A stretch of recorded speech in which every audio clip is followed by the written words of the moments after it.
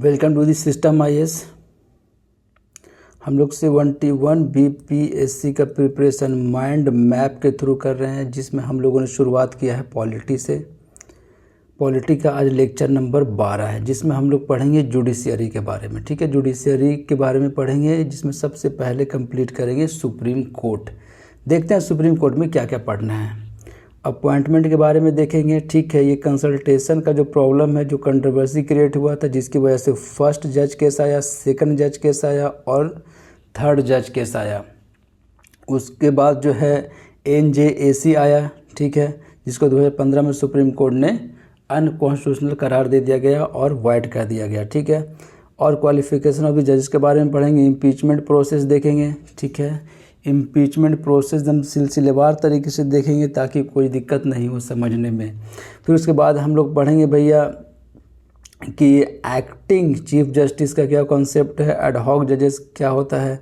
उसके बाद देखेंगे jurisdiction and power of the supreme court, जिसमें पढ़ेंगे भैया original jurisdiction, writ jurisdiction, appellate jurisdiction, और उसके बाद देखेंगे हम लोग एडवाइजरी। ठीक है, और कोर्ट ऑफ रिकॉर्ड।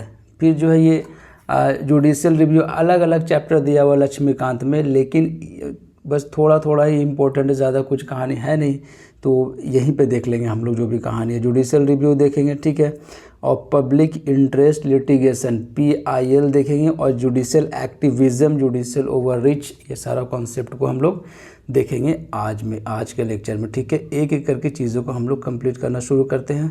सबसे पहले कुछ पॉइंट को देख लेते हैं। सबसे पहले तो आर्टिकल देख लें। आर्टिकल नंबर 124 से लेकर आर्टिकल नंबर 147 तक किसमें भैया, तो सुप्रीम कोर्ट का आर्टिकल है पार्ट 5 में। ठीक है, और ये सुप्रीम कोर्ट को जो है इनॉग्रेट किया गया था 28 जनवरी 1950 को। 28 जनवरी 1950 को।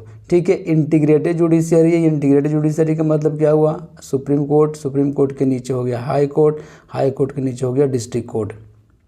ठीक है, और इसका जो मेन कॉन्सेप्ट है इंटीग्रेटेड जुडिशियरी का, वो ये है कि सुप्रीम कोर्ट हो गया, ये हाई कोर्ट हो गया, और ये हो गया डिस्ट्रिक्ट कोर्ट। मतलब सुप्रीम कोर्ट जो कहेगा वो हाई कोर्ट को भी मानना पड़ेगा। ठीक है, और डिस्ट्रिक्ट कोर्ट को भी मानना पड़ेगा, और डिस्ट्रिक्ट कोर्ट जो कहेगा, ठीक है, उसको हाई कोर्ट जो कहेगा उसको डिस्ट्रिक्ट कोर्ट को भी मानना पड़ेगा। यानी कि judgment of the supreme Court जो है वो हाई कोर्ट को भी मानना पड़ेगा और डिस्ट्रिक्ट कोर्ट को भी मानना पड़ेगा, और judgment of the High Court जो है उसके लोअर कौन हो गया भैया, डिस्ट्रिक्ट कोर्ट, इसको मानना पड़ेगा। ठीक है, इसका मतलब हुआ इंटीग्रेटेड जुडिशियरी। ठीक है, आगे चलते हैं और हम लोग पढ़ते हैं अपॉइंटमेंट के बारे में। ठीक है, अपॉइंटमेंट के बारे में देखते हैं तो CJI is appointed by the president. CJI तक तो कोई दिक्कत नहीं है। ठीक है, CJI किन के द्वारा अपॉइंट किया जाएंगे भैया, एक इंटरेस्टिंग फैक्ट है, देखो CJI is appointed by the president. Okay, ठीक है सर, कोई बात नहीं है। अब यहाँ देखो, प्रेसिडेंट को अपॉइंट कौन करता है, CJI। ठीक है, president is appointed by the CJI। ठीक है, कोई दिक्कत वाली बात है, कोई दिक्कत वाली बात नहीं है। देखो, CJI को अपॉइंट करता है प्रेसिडेंट, और प्रेसिडेंट को अपॉइंट करता है CJI। ठीक है, आगे चलते हैं।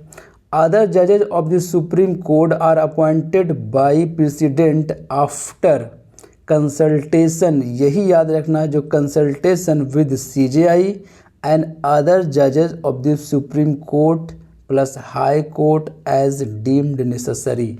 अगर प्रेसिडेंट को ऐसा लगता है कि CJI से, ठीक है, सुप्रीम कोर्ट के जज से, हाई कोर्ट के जज से सलाह मशवरा करके, और उसके बाद जो है सुप्रीम कोर्ट के जज का जो है अपॉइंटमेंट करें। ठीक है, तो मसला यहाँ क्रिएट हुआ कि जो कंसल्टेशन का मतलब है सर कि आप हमसे कंसल्ट कीजिएगा, किससे, CJI से और अदर जजेस से, जैसे सुप्रीम कोर्ट और हाई कोर्ट के जजेस से। क्या ये कंसल्टेशन का मतलब बाइंडिंग है?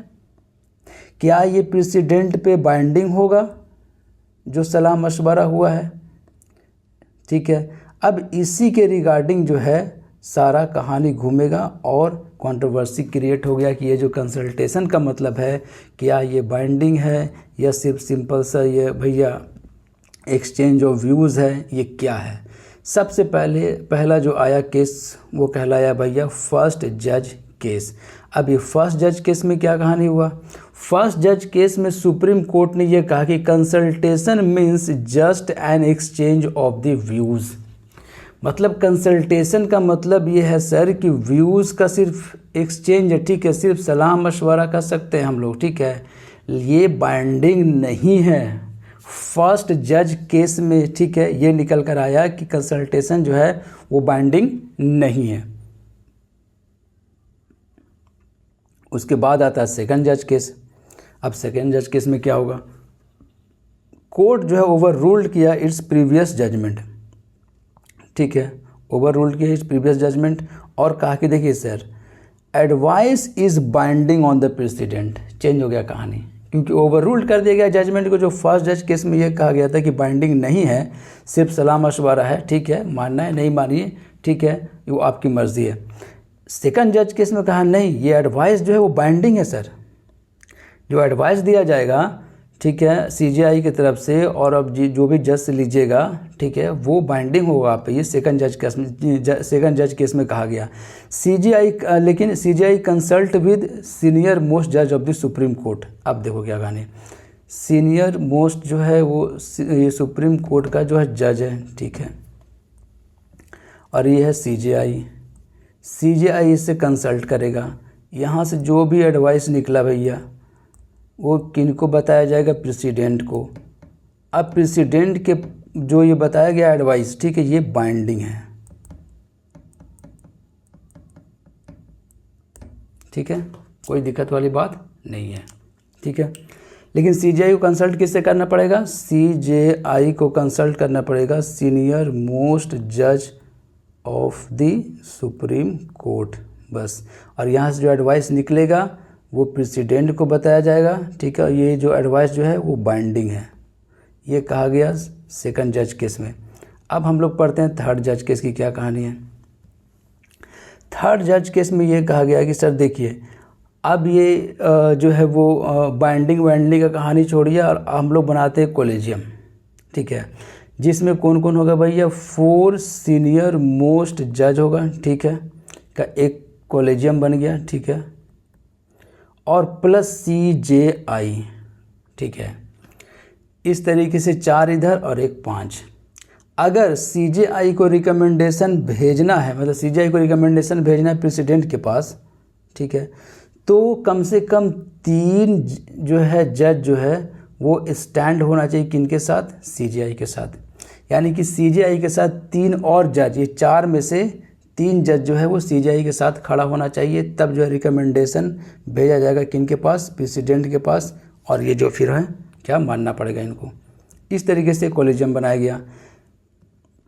मिनिमम 3 जजेस should stand with CJI to send recommendation, ठीक है, कंसल्ट करेगा किससे? 4 सीनियर मोस्ट जज से। 3 इसके साथ होना चाहिए सीजेआई के साथ, तब जो है वो प्रेसिडेंट के पास भेजा जाएगा ये एडवाइस, ठीक है, ये रिकमेंडेशन। आगे चलते हैं कहानी। फिर उनके पास जो प्रॉब्लम क्या आया कि भैया कि एनजेएसी का कॉन्सेप्ट लेकर आया कौन? गवर्नमेंट, ठीक है। उसमें ये कहा गया कि नेशनल जुडिशियल अपॉइंटमेंट कमीशन, ये लाया गया NJAC, national judicial appointment commission. और ये कहा गया कि भैया ये कोलेजियम हटाओ यहाँ से भी, और ये एक नया लाते हैं। अब इसके द्वारा जो है सुप्रीम कोर्ट के जज को रिक्रूटमेंट किया जाएगा। लेकिन 2015 में सुप्रीम कोर्ट ने यह कहा कि देखिए sir, declared NJAC and 99th constitutional amendment act as unconstitutional and void. ये जो आप एनजेएसी लेकर आए हैं, ठीक है, ये अनकॉन्स्टिट्यूशनल है और इसको हम वाइड करार देते हैं, ठीक है। आप इंटरफेयर मत कीजिए जुडिशरी के अंदर में, ठीक है, जो भी ये पार्शियल है अभी, ठीक है, फेयर है, उसका कहानी ख़त्म कर दीजिएगा आप लोग एनजेएसी के थ्रू, ठीक है। सारा जो है वो पार्टी जो है अपना मेंबर इसमें घुसा देगा, ठीक है, जुडिशरी के अंदर में। इसीलिए सुप्रीम कोर्ट ने कहा कि सर आप ये अनकॉन्स्टिट्यूशनल है, आप इससे दूर रहिए। ठीक है, इसका मतलब क्या हुआ, फिर ये ख़त्म कर दिया गया एनजेसी को, 99 कॉन्स्टिट्यूशनल अमेंडमेंट एक्ट भी ख़त्म कर देगी और फिर से यहीं आ गए इसी कॉलेजियम पे।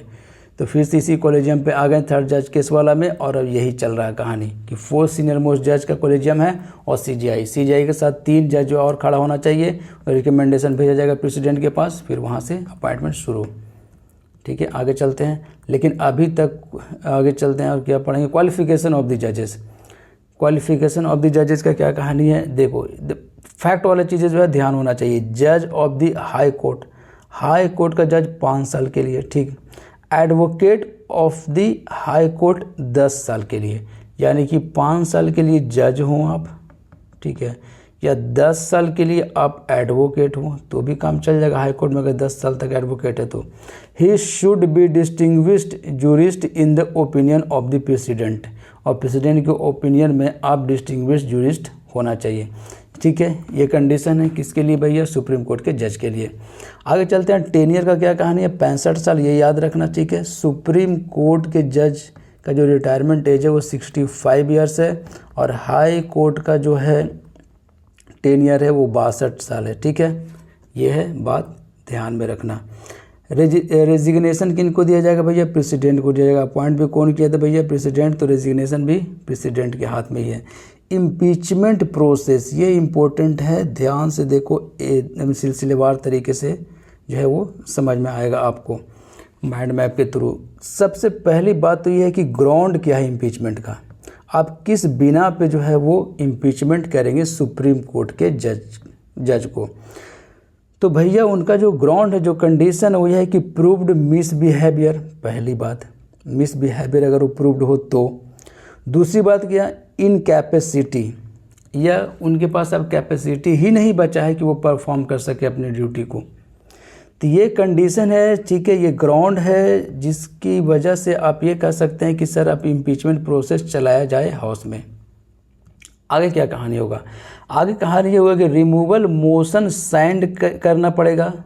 2 सिचुएशन बनता है, अगर लोकसभा में इनिशिएट हुआ है तो, और राज्यसभा में इनिशिएट हुआ है तो क्या कहानी है।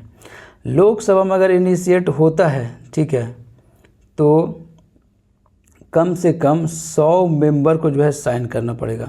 ठीक है, और राज्यसभा में होता है तो कम से कम 50 मेंबर चाहिए साइन करने के लिए, तब जब बात आगे बढ़ेगी।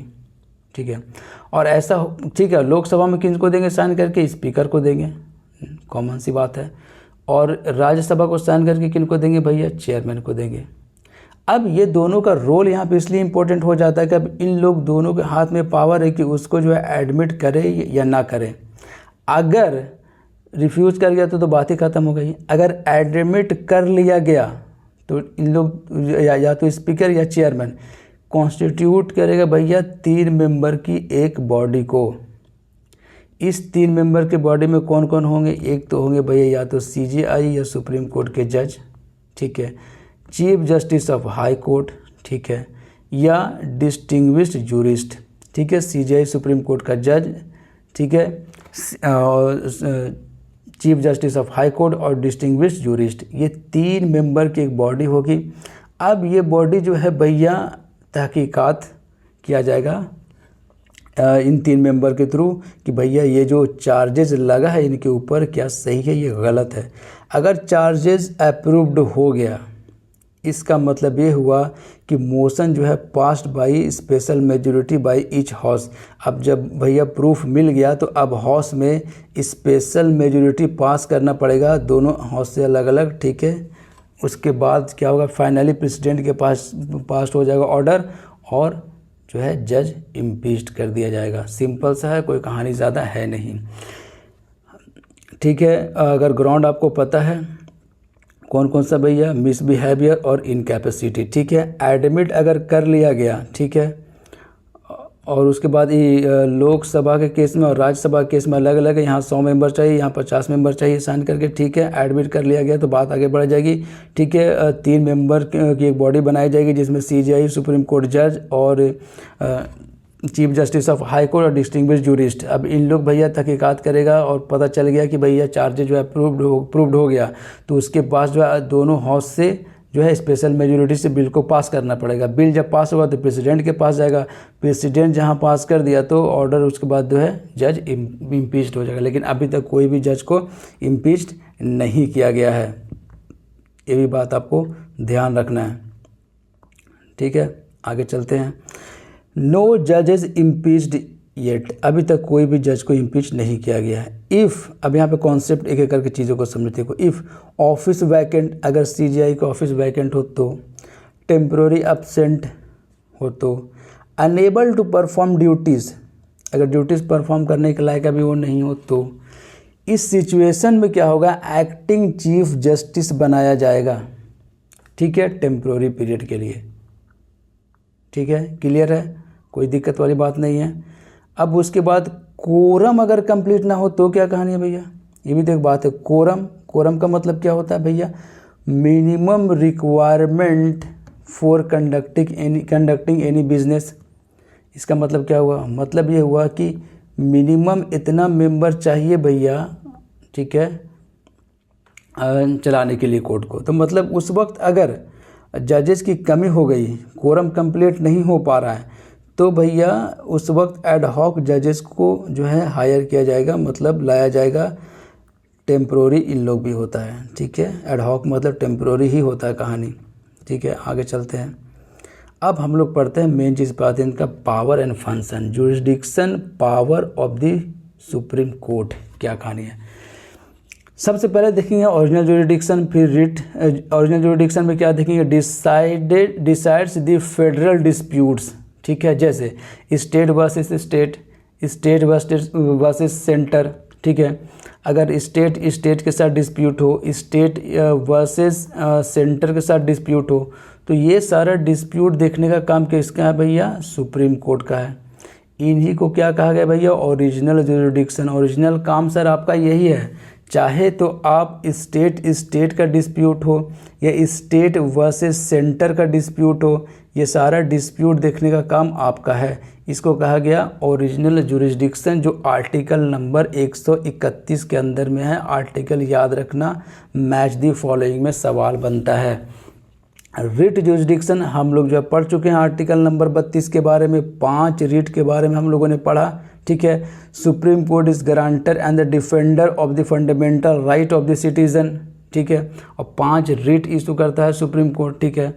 आगे चलते हैं। एप्लीएट जुरिस्डिक्शन, आर्टिकल नंबर 132 एंड 133।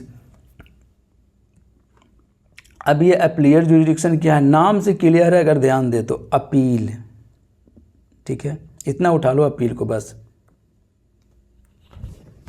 इसका मतलब क्या हुआ, अपील का मतलब कि अपील कब करोगे आप सुप्रीम कोर्ट में, तभी आप अपील करोगे जब हाई कोर्ट में आपको जो है वो आप सेटिस्फाई नहीं हो हाई कोर्ट के जजमेंट से, तब आप सुप्रीम कोर्ट में जाओगे। एप्लीएट जुरिस्डिक्शन, ठीक है, कोई दिक्कत वाली बात नहीं है। इस तरीके से हाई कोर्ट के पास भी पावर है एप्लीएट जुरिस्डिक्शन का, जिसमें अगर डिस्ट्रिक्ट कोर्ट में कोई जजमेंट होता है और आप सेटिस्फाइड नहीं हो उससे, तो हाई कोर्ट में जाओगे अपील करके, ठीक है। इसलिए नाम क्या रखा गया, एप्लीएट जुरिस्डिक्शन। एकदम क्लियर है कॉन्सेप्ट, कोई दिक्कत नहीं है। Appeal against the judgment of the lower court, lower court में जो जजमेंट मिला उससे अगर आप सेटिस्फाइड नहीं हो तो आप हायर कोर्ट में जाइएगा सर, इसी को कहते हैं एप्लीएट जुरिस्डिक्शन। एडवाइजरी जुरिस्डिक्शन, नाम से भी क्लियर है कि एडवाइस देने का जुरिस्डिक्शन, तो एडवाइस हम किन को देते हैं भैया, प्रेसिडेंट को देते हैं, ठीक है। आर्टिकल नंबर 143 के तहत जो एडवाइजरी जुरिस्डिक्शन है किनके पास, सुप्रीम कोर्ट के पास, ठीक है। Authorises president to seek the opinion of the supreme Court, ठीक है। फिर एक है कोर्ट ऑफ रिकॉर्ड की कहानी, ठीक है।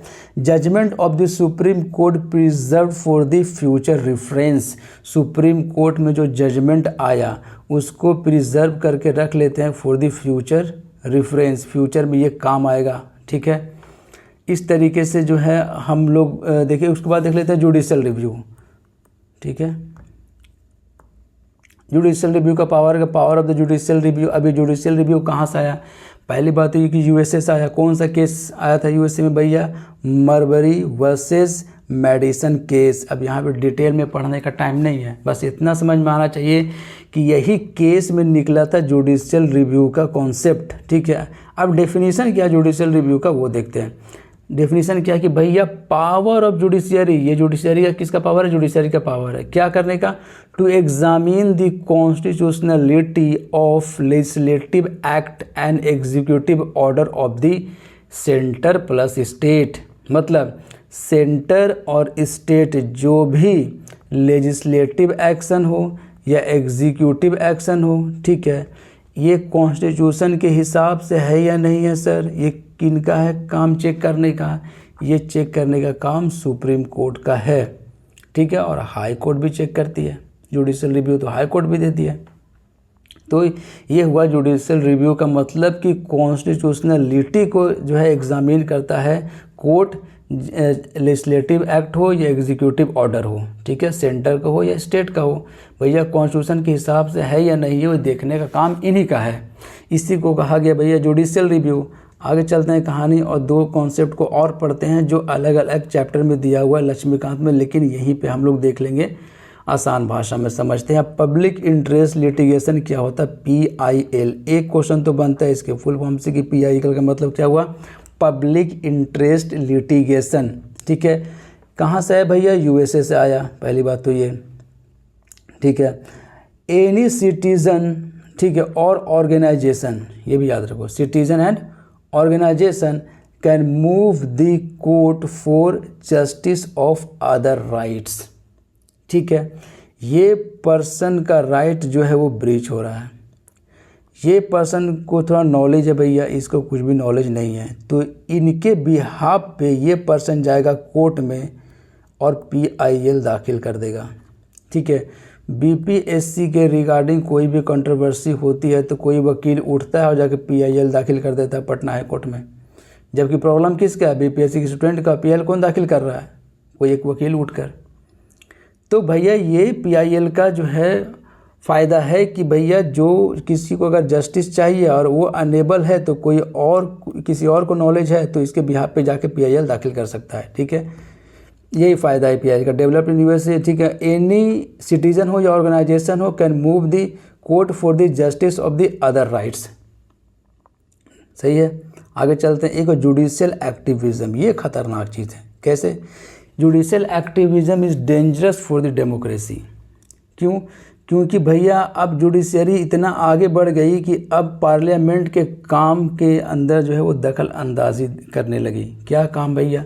पार्लियामेंट का काम है भैया लॉ बनाना, लेजिस्लेटिव प्लस एग्जीक्यूटिव एक्शन का काम है सारा। लेकिन अभी पार्लियामेंट से कुछ काम नहीं हो पा रहा था तो भैया सुप्रीम कोर्ट इंटरफेयर कर दी कि भैया in which judiciary perform the function of the legislative plus executive, ठीक है। और यही का एक रिज़ल्ट होता है जो PIL आया है। किसका? जुडिशियल एक्टिविज्म का रिज़ल्ट है कि अब जुडिशियरी इतना आगे पहुंच गई कि अब पार्लियामेंट को बनाना चाहिए था भैया लेजिस्लेटिव एग्जीक्यूटिव फंक्शन करना चाहिए, लेकिन अब कौन कर रही है? तो जुडिशियरी कर रही है, लेजिस्लेटिव लॉ बना रही है, एग्जीक्यूशन वाला काम कर रही है, ठीक है। जब इतना आगे चला जाए जुडिशियरी, उनको क्या कहा जाता है भैया? जुडिशियल एक्टिविज्म, जिसका एक रिजल्ट है PIL is the outcome of the judicial activism. तो PIL भैया आप नहीं लॉ ला रहे थे, हम लेकर चले आए, ठीक है। अब कोई भी बंदा जाकर दाखिल कर सकता है PIL किसी के बिहाफ पे। अब इस तरीके से लेक्चर नंबर 12 जो है कंप्लीट हो गई। हम लोग मिलते हैं लेक्चर नंबर 13 में। 2 पार्ट में पढ़ेंगे, पार्ट 1 पार्ट 2, ठीक है। 20 मिनट का है ये, तो 30 मिनट और 15 मिनट का ये वीडियो है। 20 मिनट का होगा और शायद 15 मिनट का वीडियो होगा, इस तरीके से होगा वीडियो। अलग अलग ही लाएंगे, पार्ट 1 पार्ट 2 में ही करेंगे इसको, ठीक है। लेक्चर नंबर 13 को, जिसमें हम लोग पढ़ेंगे स्टेट गवर्नमेंट के बारे में, ठीक है। मिलते हैं हम लोग नेक्स्ट लेक्चर में, लेक्चर नंबर 13 में। और आप बने रहिए सिस्टम IAS के साथ और अपने प्रिपरेशन को बूस्ट कीजिए थ्रू माइंड मैप। और 13 सितंबर को जो एग्ज़ाम है क्रैक करना आपको, ये नहीं हो, ठीक है। सिस्टम में पढ़ते रहिए और एग्ज़ाम को क्रैक कीजिए। आप चैनल को सब्सक्राइब कीजिए, बेल आइकन को दबा कर रखिए, जैसे ही न्यू वीडियो डाले आपको नोटिफिकेशन मिल जाए, ठीक है। Best of luck for your exam.